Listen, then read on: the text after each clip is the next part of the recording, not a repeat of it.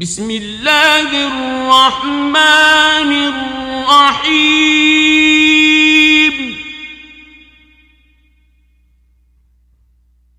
ألف لام ميم را.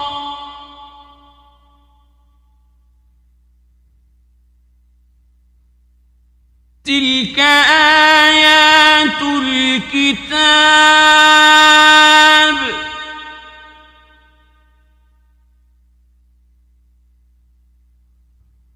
والذي أنزل إليك من ربك الحق ولكن أكثر الناس لا يؤمنون.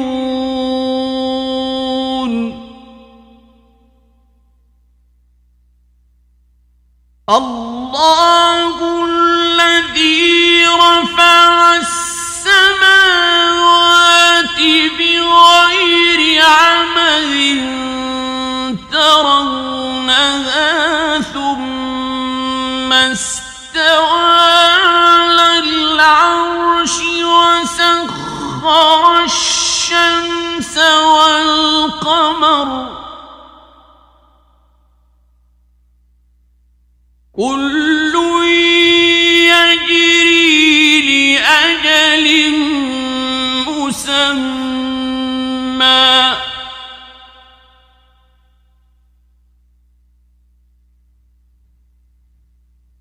يدبر الأمر يفصل الآيات لعلكم بلقاء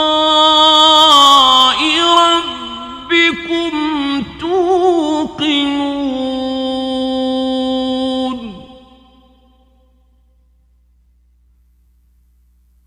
وهو الذي مد الأرض وجعل فيها رواسي وأنهارا ومن كل الثمرات جعل فيها زوجين اثنين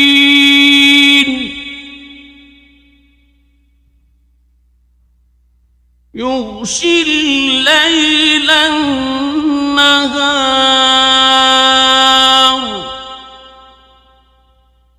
إن في ذلك لآيات لقوم يتفكرون. وفي الأرض قطع متجاورات وجنات من أعناب وزرع ونخيل صنوان وغير صنوان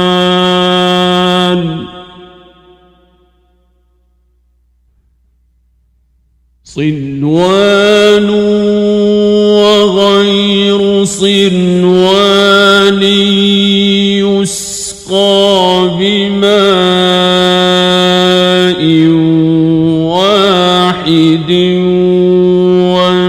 ونفضل بعضها على بعض في الأكل إن في ذلك لآيات لقوم يعقلون.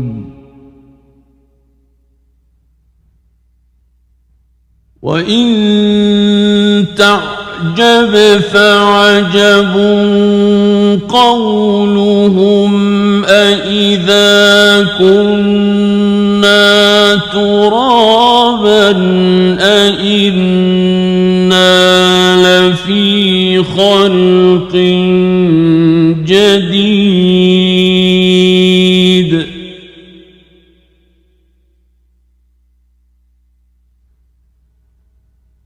أولئك الذين كفروا بربهم وأولئك الأغلال في أعناقهم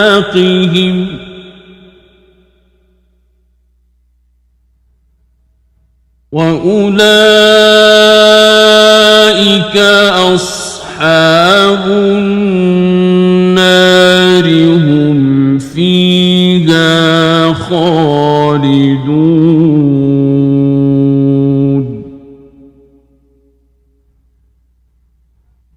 ويستعجلونك بالسيئة قبل الحسنة وقد خلت من قبلهم المثلات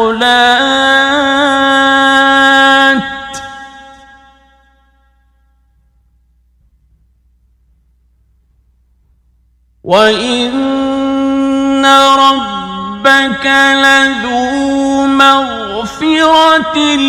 للناس على ظلمهم وإن ربك لشديد العقاب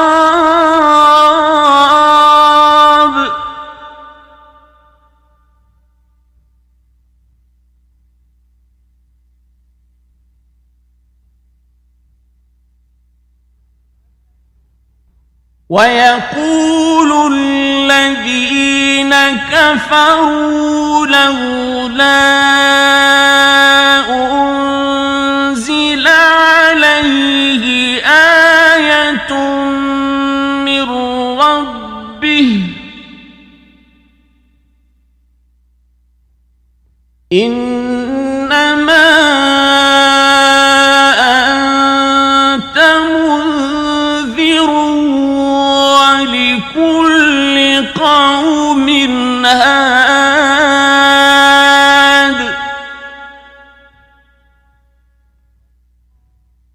الله يعلم ما تحمل كل أنثى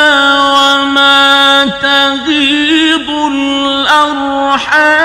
وما تزداد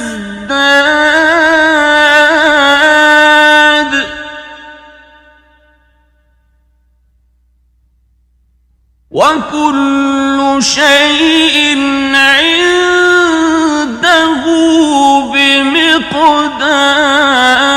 بمقدار عالم الغيب والشهادة الكبير المتعال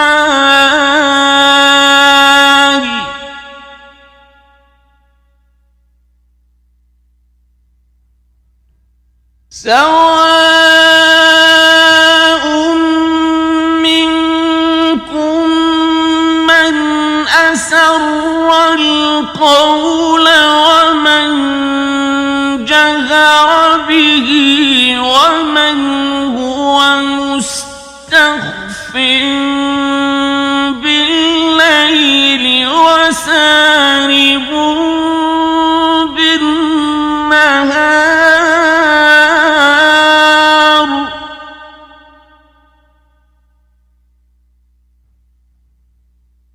له معقبات من بين يديه ومن خلفه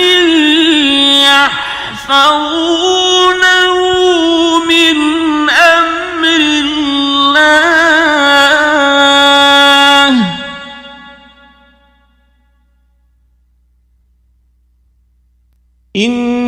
الله لا يغير ما بقوم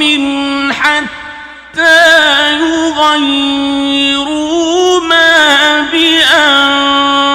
بأنفسهم وإذا أراد الله بقوم سوءا فلا مرد له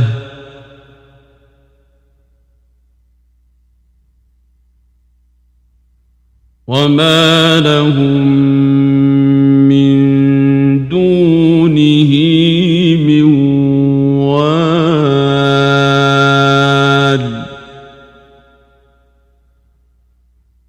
هو الذي يريكم البرق خوفا وطمعا وينشئ السحاب الثقال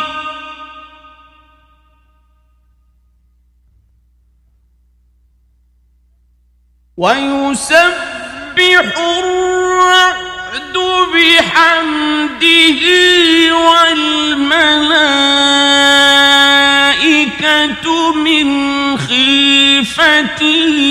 ويرسل الصواعق فيصيب بها من يشاء وهم يجادلون في الله وهو شديد المحال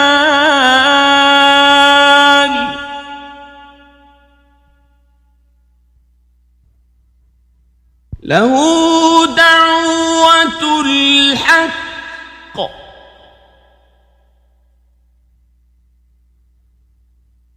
والذين يدعون من دونه لا يستجيبون لهم بشيء إلا كباسط كفيه إلى الماء ليبلغ فاه وما هو ببالغه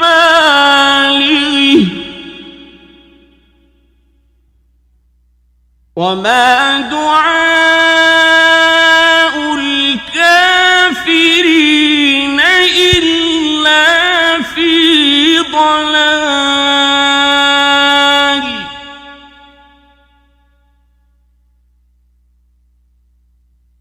ولله يسجد من في السماوات والأرض طوعا وكرها وظلالهم بالغدو والآصال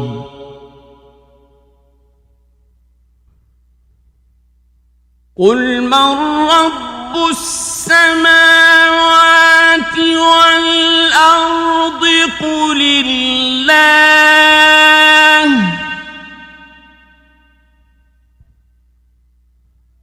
قل أفاتخذتم من دونه أولياء لا يملكون لأنفسهم نفعا ولا ضرا قل هل يستوي الأعمى والبصير أم هل تستوي الظلمات والنور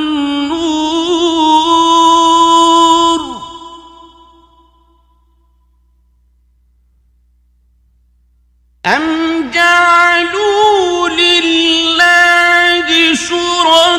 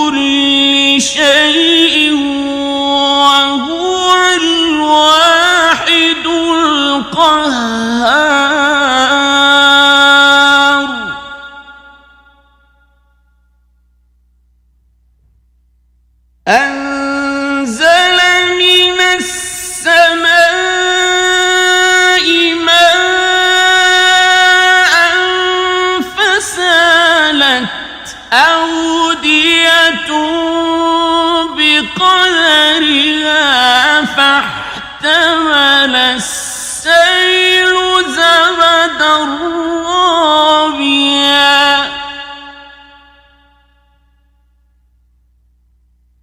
ومما يوقدون عليه في النار ابتغاء حلية أو متاع زبد مثله كذلك يضرب الله الحق والباطل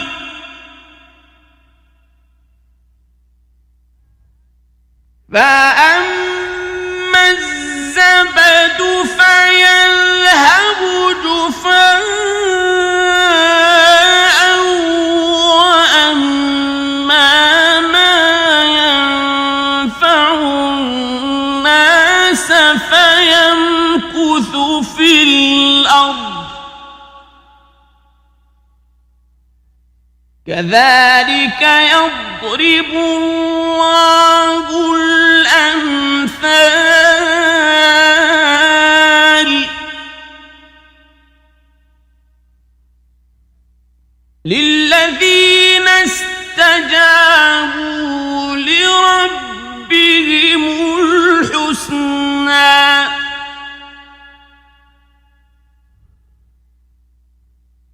والذين لم يستجيبوا له لو أن لهم ما في الأرض جميعا ومثله معه لافتدوا به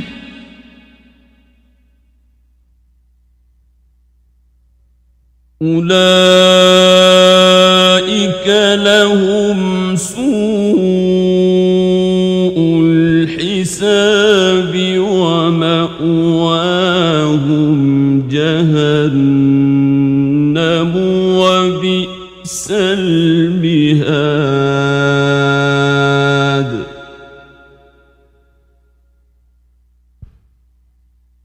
أفمن يعلم أنما أنزل إليك من ربك الحق كمن هو أعمى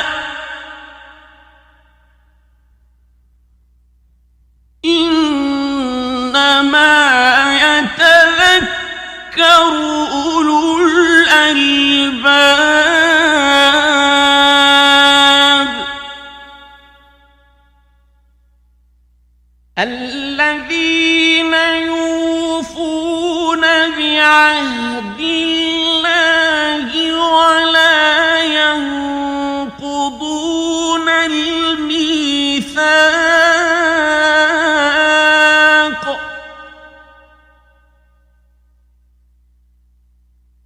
والذين يصلون ما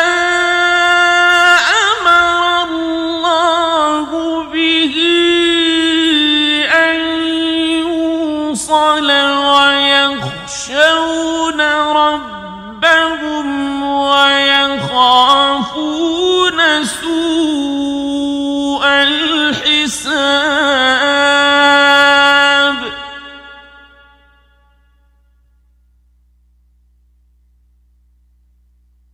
والذين صبروا ابتغاء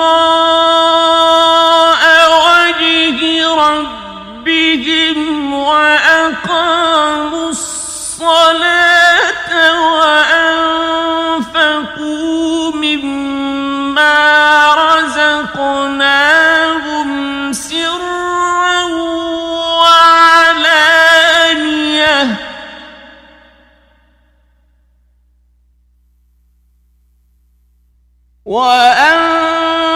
وأنفقوا مما رزقناهم سرا وعلانية ويدرؤون بالحسنة السيئة أولئك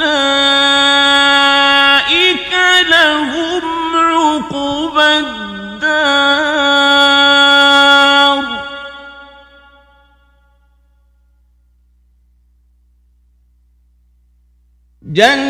جنات عدن يدخلونها ومن صلح من آبائهم وأزواجهم وذرياتهم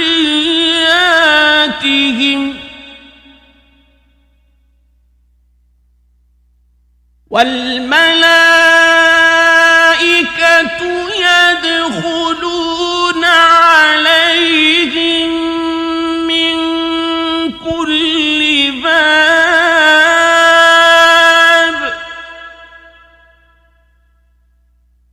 سلام عليكم بما صبرتم فنعم عقبى الدار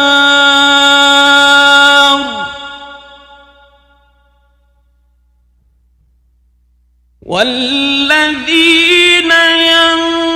ينقضون عهد الله من بعد ميثاقه ويقطعون ما أمر الله به أن يوصل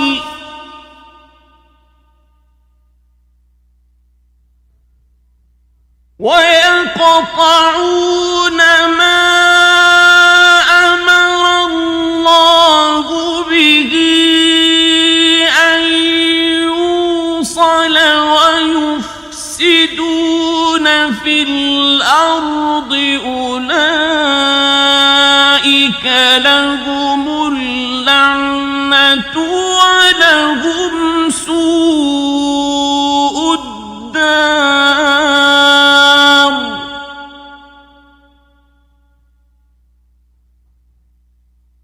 الله يبسط الرزق لمن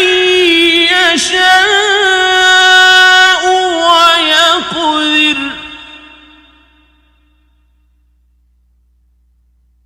وفرحوا بالحياة الدنيا وما الحياة الدنيا في الآخرة إلا متاع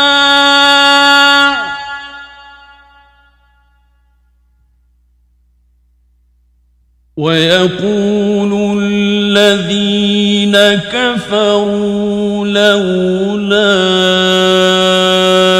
أنزل عليه آية من ربه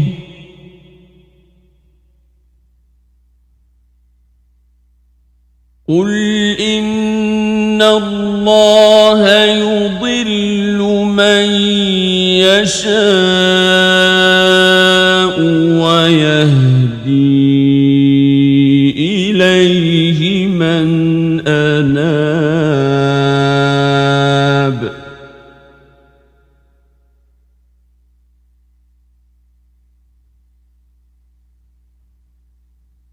الذين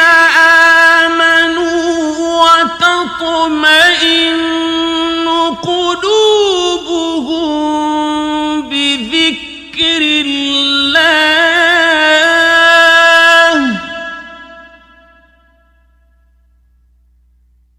ألا بذكر الله تطمئن القلوب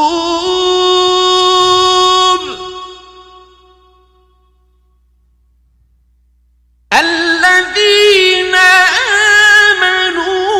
وعملوا الصالحات طوبى لهم وحسن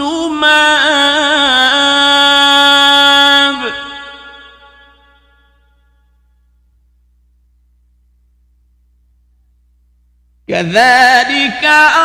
أرسلناك في أمة قد خلت من قبلها أمم لتتلو عليهم الذي أوحينا إليك وهم يكفرون بالرحمن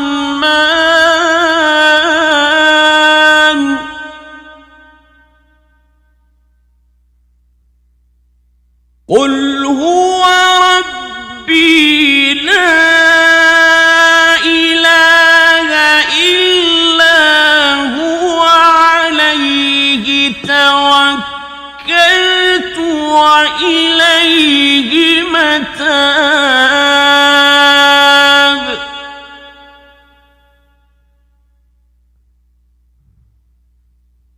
ولو أن قرآنا سيرت به الجبال أو قطعت به الأرض أو كلم به الموتى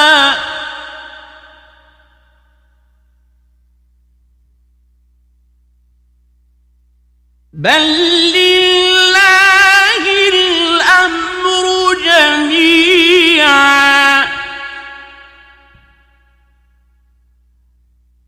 أفلم ييأس الذين آمنوا أن لو يشاء الله لهدى الناس جميعا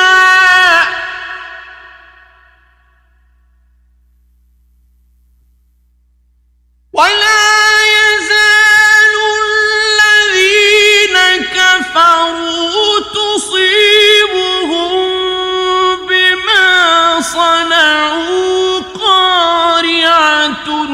أو تحل قريبا من دارهم حتى يأتي وعد الله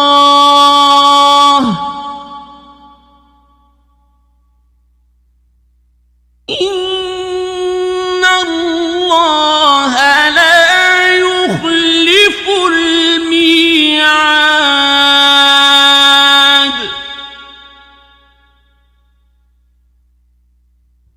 ولقد استهزئ برسل من قبلك فأمليت للذين كفروا ثم أخذتهم فكيف كان عقاب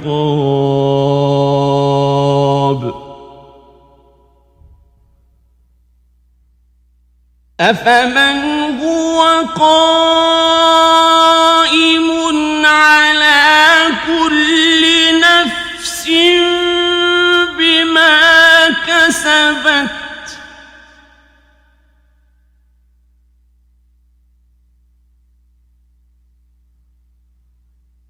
وجعلوا لله شركاء قل سموهم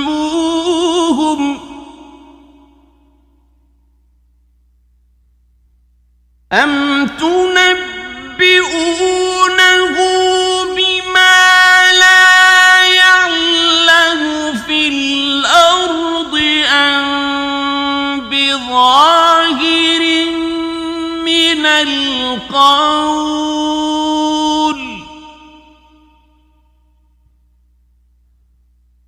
بل زين للذين كفروا مكرهم وصدوا عن السبيل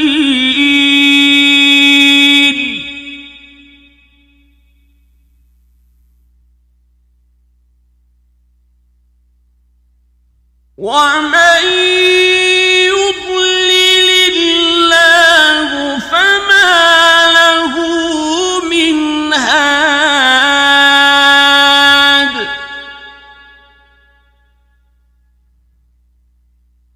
لهم عذاب في الحياة الدنيا ولعذاب الآخرة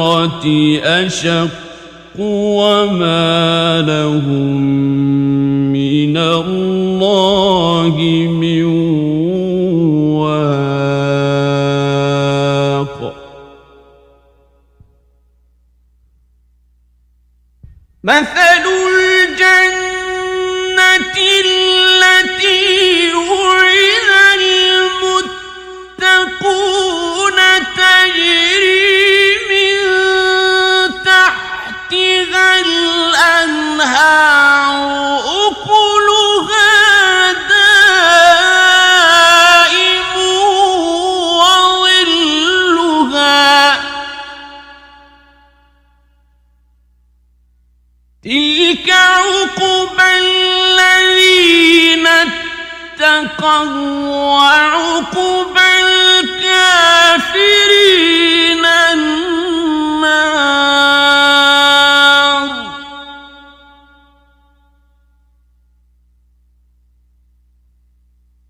والذين آتيناهم الكتاب يفرحون بما أنزل إليك ومن الأحزاب من ينكر بعضه قل إنما أمرت أن أعبد الله ولا أشرك به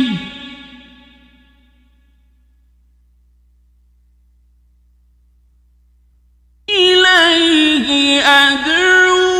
وإليه مآب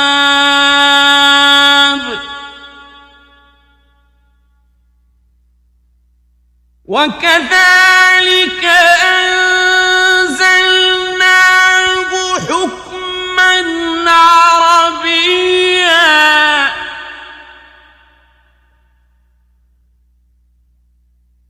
ولئن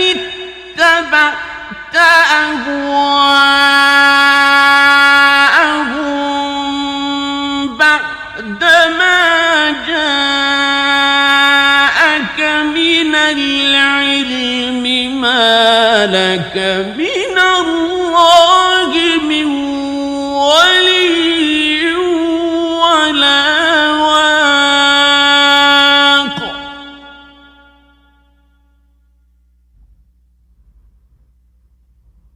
ولقد أرسلنا رسلا من قبلك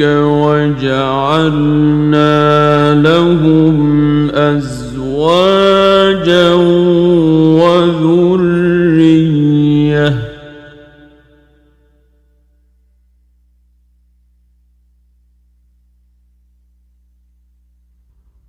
وما كان لرسول أن يأتي بآية إلا بإذن الله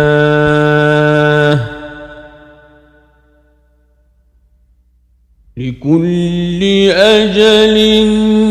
كتاب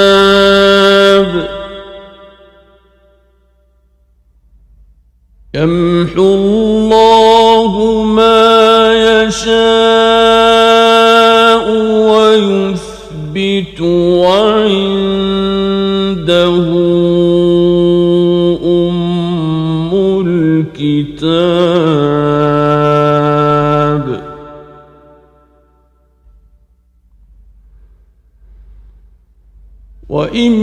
وإما نرينك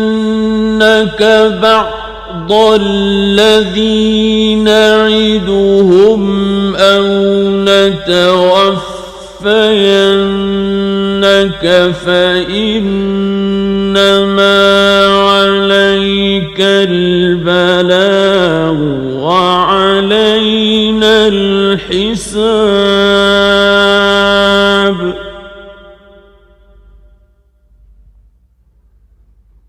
أولم يروا أنا نأتي الأرض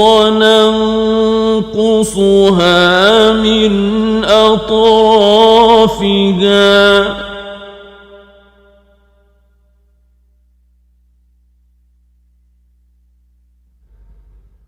والله يحكم لا معقب لحكمه وهو سريع الحساب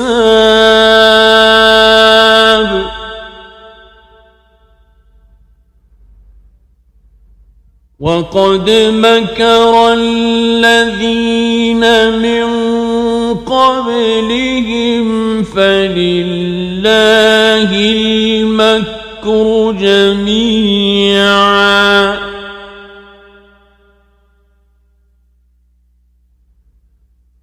يعلم ما تكسب كل نفس وسيعلم الكفار لمن عقبى الدار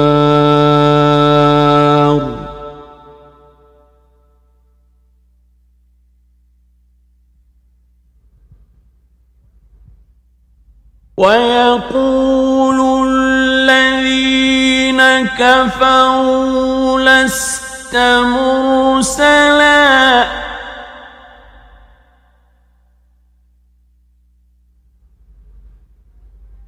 قل كفى بالله شهيدا